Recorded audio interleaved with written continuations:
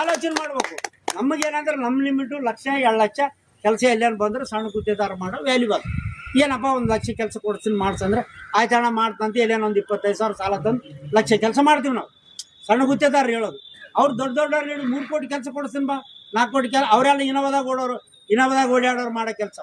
ಈಗ ನಾವು cycle motor ಮೇಲೆ ಇಲ್ಲಿ KBದಲ್ಲಿ ಸಾಬ್ ಬಂದಿಲ್ಲ, ಜೈ ಬಂದಿಲ್ಲ, ಎಸ್ಟಿಮೇಟ್ ಸೈನ್ ಮಾಡಿಲ್ಲ ಅಂತ ಕಾಯ್ಕೊಂಡು ಕುಂದ್ರವರು 2 ಕೋಟಿ ಕೆಲಸ ಮಾಡೋಕ್ಕೆ ಸಾಧ್ಯ ಇಲ್ಲ ಅಂತ ನಾನು ಹೇಳ್ತೀನಿ. ಇದುವರೆಗೂ ನಾನೇ ಮಾಡಿಲ್ಲ 2 ಕೋಟಿ ಕೆಲಸ. 40 ವರ್ಷ ಎಕ್ಸ್ಪೀರಿಯನ್ಸ್ ಆದ ನಾನು. ಏನಪ್ಪ 5-10 ಲಕ್ಷ ಕೆಲಸ ಅಂದ್ರೆ ಸಾಕಪ್ಪ ಅಂತೀವಿ ನಾವು.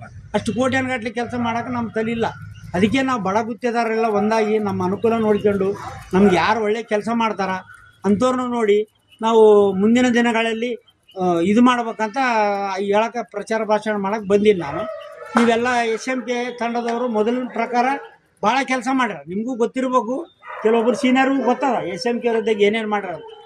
ಅದನ್ನ ಆಲೋಚನೆ ಮಾಡ್ಕೊಂಡು ಕೋಆಪರೇಟಿವ್ ಸೊಸೈಟಿ ಮಾಡ್ಯಾರ, ಸಂಘ ಮಾಡ್ಯಾರ, ಸೊಸೈಟಿಗೆ ಲೋನ್ ಕೊಡೋಕ್ಕೂ ನಿಮ್ಗೆ ಅನುಕೂಲ ಮಾಡ್ಯಾರ. 1 ಲಕ್ಷ ರೂಪಾಯಿ ಲೋನ್ ಕೊಡ್ತಾರೆ ನಿಮ್ಗೆ ಸೊಸೈಟಿಯಾಗಿ. ಆ ಸೊಸೈಟಿ ಹಿಂದೂಗೂ ಅದ, ನಿಮ್ಮ ಮೆಂಬರ್ ಇದ್ದರೆ 1 ಲಕ್ಷ ರೂಪಾಯಿ ಯಾವಾಗ ಹೋಗಿ ತನ್ಕೋಬಹುದು. ಇದ್ರಾಗ ಅದು ಯಾವುದು ಇದು ಬಂತ ಅಲ್ಲ, ಇದು ಕರೋನಾ ಪೀರಿಯಡಲ್ಲಿ ಒಬ್ಬೊಬ್ಬ ಗುತ್ತೇದಾರಿಗೆ 25,000 ಇಮಿಡಿಯೇಟ್ 1 ದಿವಸ ಲೋನ್ ಕೊಡ್ಸ್ಯಾರ. ಹೋಗಿ ಕೇಳಿದವ್ರಿಗೆ 25,000 ಕೊಡ್ಸ್ಯಾರ. ಕೆಲವೊಬ್ಬರು ಕಟ್ಟಿಲ್ಲ, ಕೆಲವೊಬ್ಬರು ಕಟ್ಟ್ಯಾರ ರೊಕ್ಕಿದ್ದವ್ರು. ಅದೊಂದು ಫೆಸಿಲಿಟಿ ಆಗ.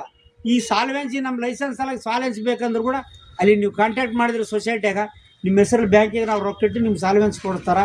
ಅದಕ್ಕೂ ರಿನ್ಯೂವಲ್ ಮಾಡೋಕೆ ಅನುಕೂಲ ಆಗ. ಯಾಕಂದ್ರೆ ರಿನ್ಯೂವಲ್ ಫೀಸ್ ಎಲ್ಲ 1,00,000-1.5 ಲಕ್ಷ ಆಗ್ಯಾವ.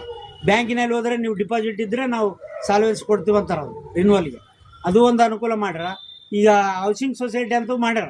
ಅವ್ರು ಹೋದ್ಮೇಲೆ ಅದು ಐತೆ ಸೊಸೈಟಿ, ಸ್ವಲ್ಪ ಕಾರ್ಯರೂಪ ಆಗಿಲ್ಲ.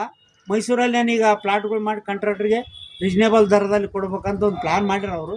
ಈಗ ಈ 3 ವರ್ಷದಿಂದ ಇವು ಅಡಚಣೆಗಳಿಗಾಗಿ ಅದು SMK ತಂಡದವರು ಸ್ವಲ್ಪ ಇದು ಮಾಡ್ಯಾರ.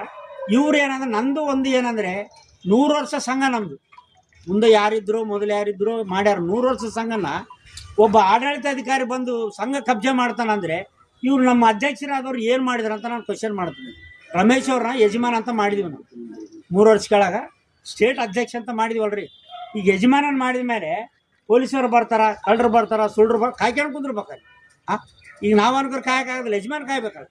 ಅವರು DR ಬಂದು ಆಫೀಸ್ ಕಬ್ಜೆ ಮಾಡಿ ಬೋರ್ಡಲ್ಲಿ ಕಿತ್ತಿ ಪೀಸ್ ಹಾಕಿ 8 ದಿವಸ ಕುಂದ್ರತಾನ ಮಾಡಿದ್ರು. ಅಲ್ಲಿ ಗೌರ್ಮೆಂಟ್ನವ್ರು ಬಂದು ಕಬ್ಜೆ ಮಾಡಿದ್ರು ನಮ್ಮ ಸಂಘನ ಕಬ್ಜೆ ಮಾಡಿದ ಮೇಲೆ 100 ವರ್ಷದ ಇತಿಹಾಸನ ಮಸಿ ಬಳದ್ಬಿಟ್ರಿ ಅವ್ರು ಬರ್ತದಂತ ಗೊತ್ತಿದ್ರೆ ಅದಕ್ಕೆ ಏನಾರು ಮೊದಲೇ ಸ್ಟೇ ತಂದು ಅದನ್ನೆಲ್ಲ ಮಾಡ್ಬೇಕಿಲ್ಲ. ಹೌದು, ಮಾಡಲಿಲ್ಲ.